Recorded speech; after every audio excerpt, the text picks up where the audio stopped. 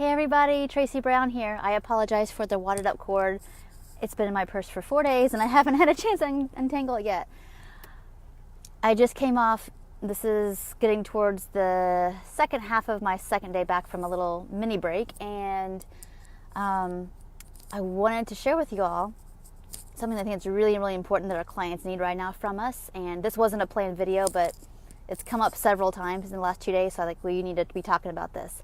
I apologize for my face. Not that there's anything wrong with it, but I have a cold too, of course, after you travel. So not feeling awesome, but I wanted you all to know what's been on my mind and my heart and what's been going on for my clients. So your clients might relate to this as well. So I need a good drink. Okay.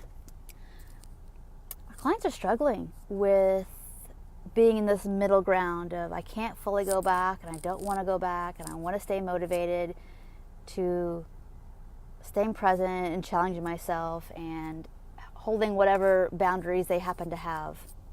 But this time of year, I was telling a client earlier, it feels like everybody else's insecurities are flopping on out on everybody else too. And this is a time of year where we have expectations that aren't realistic, whether it's food, visiting people, being around people we're not comfortable with. I mean, the list goes on of what our clients could potentially be. I don't like to use the word triggered, it's so overused, but there's a level of like in their system, it's just too much. The everyday battle is a lot in itself. And so expecting themselves to be cool and collected, following their meal plans, fully being attuned to their intuitive eating goals, it's going to be a struggle.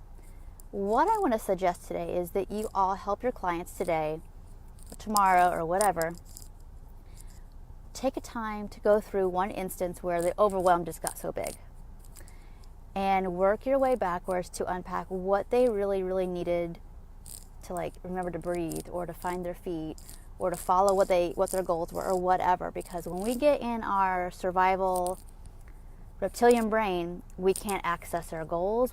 It's really hard to have self-empathy and compassion. It's really hard to see that somebody else's comments about their body, or maybe even ours, has anything to do with us. Our clients just can't get there. They're in survival mode. If something that's happening in the present feels a little bit like something that happened in the past where they were alone and lost or hurt or wounded or abandoned or criticized or whatever, that sensory memory is going to get triggered, and they're going to have a really hard time unless they have a lot of ego strength, meaning they've just had a lot of recovery. So hence the reason why clients stay with us hopefully a long time, months and maybe even years, to really get grounded and free. So if you don't give your clients any other assignments, you want to give them two things. Really encourage them to be able to take some time every single day, whether it's 5 minutes, 1 minute, 30 minutes, to sit in bed, go outside before their day even gets started and get some quiet time by themselves, and to journal, just to get, find their feet, find their back against their headboard, orient towards the sunshine or birds or whatever, and get really clear about where they're starting the day from. So again, they might be journaling, praying, whatever it is they do that brings them some sense of this is my thing, I'm okay, I can be here right now, and you want to do that. Number one. Number two is that any place they go to with a lot of people, especially, even if it's people they're really comfortable with. I have a client this morning, I had to remind her, she felt like eating a meal with her dad, let's say. He's really loving and supportive, but this little girl part of her is really feeling like she can't disappoint him, so she has to look like she's doing better than she is. And I suggested to bring her adult self to the table with him and ask for what she needs or what kind of support, whether it's joking or goofing off or just sitting shoulder to shoulder. We made a really long list, and these are some things I'll share in the somatic training around things that partners or friends or relatives or anybody can help you do to stay present and out of the fight or flight or freeze, dissociation, all that kind of stuff around meals, or even just stay in the adult version of themselves right now to do what they need to do with food, let's say, whether it's to eat more, slow down, check in more, whatever, take a risk. So, that's the best case scenario, where you have somebody who's really supportive and there's some things you can do.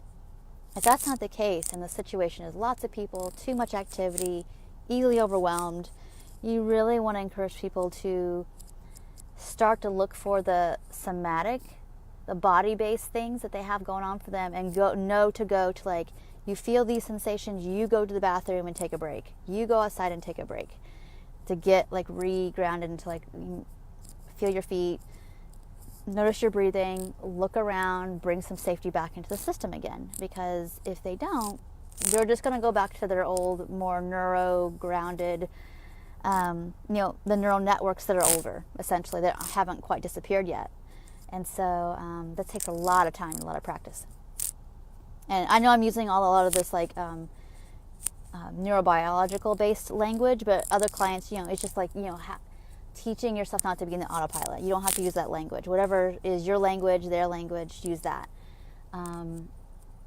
So it's really, really important to help your clients know that when they start to feel those feelings, it doesn't have to be, I know how I'm feeling, I know what's triggering this. Like, okay, like my heart's racing, or I feel like I want to run around and be really busy, or I feel like I find myself zoning out a lot and getting really easily upset.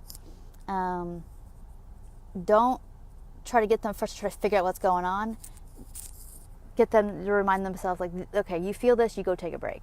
And then we can go process, then we can go ask for what we need, then we can figure it out. But let's get remember, regulate, relate, and then educate. So every single time, help our clients get into the mode and groove of doing that for themselves as well. So I hope this video was helpful. It's really, really important. I've spent the last day and a half.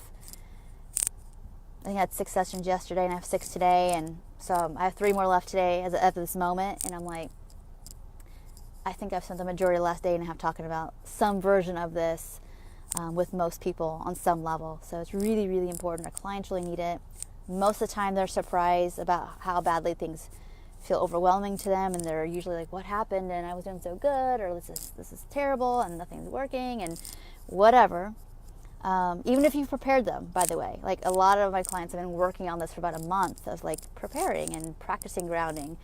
And it really just depends on their ability to like do at home homework, get support, and how new they are to all this and to how quickly they can access it. So anyway, our job is to keep practicing, keep noticing, keep encouraging, not talking to or at or necessarily teaching or advising, but and what was that like? And let's take a step back and let's slow down. And where do you notice?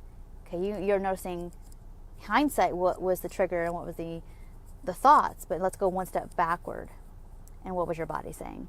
What was happening with your food? What was your body saying to let us know that something's too much or not enough, essentially. So, all right. So I hope this video was helpful.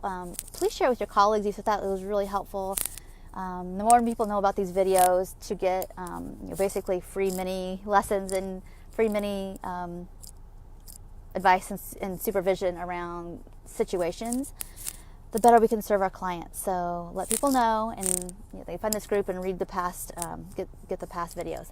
Obviously, also these videos are going to be uploaded to YouTube, the Somatic RD channel, so you can go back and go back through and revisit things that you need to review as well. So we all have to keep relearning and teaching ourselves as well. So thank you so much. Take care, and I'll talk to you soon. Bye-bye.